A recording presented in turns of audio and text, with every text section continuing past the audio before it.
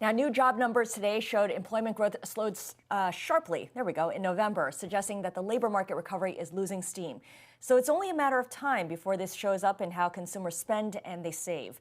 One CEO developed his own stimulus plan that he's been trying to rally bipartisan support for at the local level. Ankur Jain is founder and CEO of Kairos. It's a venture studio. And Ankur joins us now. Ankur, your stimulus idea focuses on renters and their deposits. Tell us what the plan is and how it would work.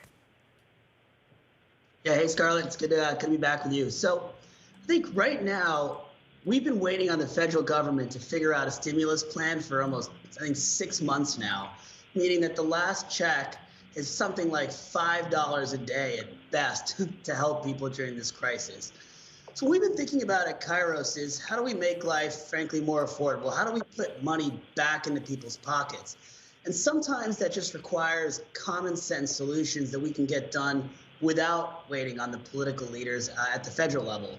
And so what we found is that today, renters have $45 billion.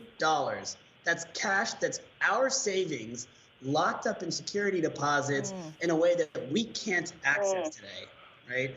And so what we've been trying to work on is how do we actually put that money back into people's pockets at a time they need it most while still keeping landlords protected? And we've figured out a way to do that, which we've been pushing forward. Okay, so explain how it would work. How would it be funded?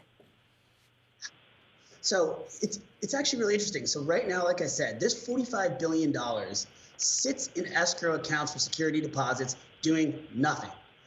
There are new innovations, a lot of stuff that we've actually developed here at Kairos that can help create things like $3, $4, $5 a month insurance that protects the landlord and removes the need for that money to be locked up. Right? So when you rent a car, for example, Scarlett, you don't give Hertz $10,000 in case you get into an accident.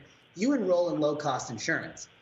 There's no reason that we should be taking thousands of dollars out of people's pockets at a time when they could use that money to pay off next month's rent, give them a bridge, or give them a little bit of savings while we wait for the federal government to create a broader stimulus. And so we put forward this plan both directly with landlords and through policymakers across the country.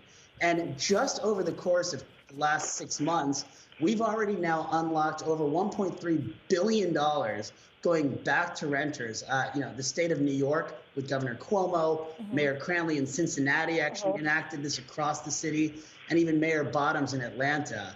But yesterday, Scarlett, was a massive step forward because for the first time, something we haven't seen in a while, Republicans and Democrats have come together. Mayor Suarez leading the charge on the Republican side from Miami, Mayor Garcetti leading the charge on the Democrat side from LA. And together, a coalition of mayors and governors are actually going to enact this across the country, allowing renters to access money. And that's an average of $1,400 per household. That was their money just locked away. And now they have the option, if they want, to get that money back. Why would this be a better solution for consumers as opposed to another round of stimulus checks where the government just deposits money into their bank account? Yeah, no one is saying that this is meant to be a replacement, Scarlett. It's just that in today's world, we have such a hard time getting bipartisan support for anything. We've been talking about a stimulus check now for 6 months, right? And people have bills to pay. So our goal is not to replace the need for broader stimulus or frankly, even broader housing affordability solutions, but this is a way to put money back into people's pockets right now, today, without creating any sort of weird impacts on the tax code or even on landlords.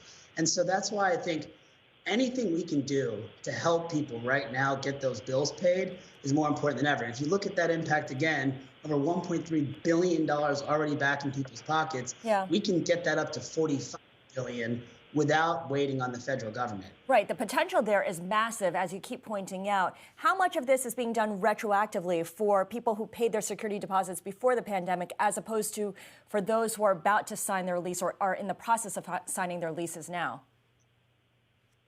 Yeah, so Scarlett, the way the policy for this would work and has been working across the country is that everybody can get access to their security deposit. So whether it's a new lease or you have money tied up, I think, frankly, that's even the more exciting part of this is people have their savings locked away currently in a deposit. This would give them a way, an option to take that back. And then they could use that towards rent to prevent eviction. They could use that to pay down savings.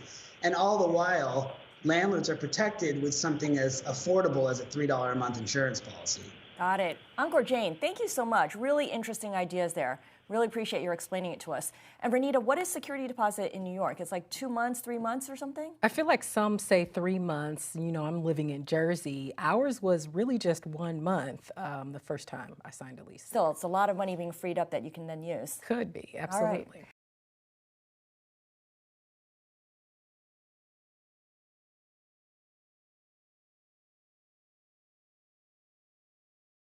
The biggest stories the moment they happen from around the globe. Subscribe to Bloomberg Quick Take now for insight in an instant.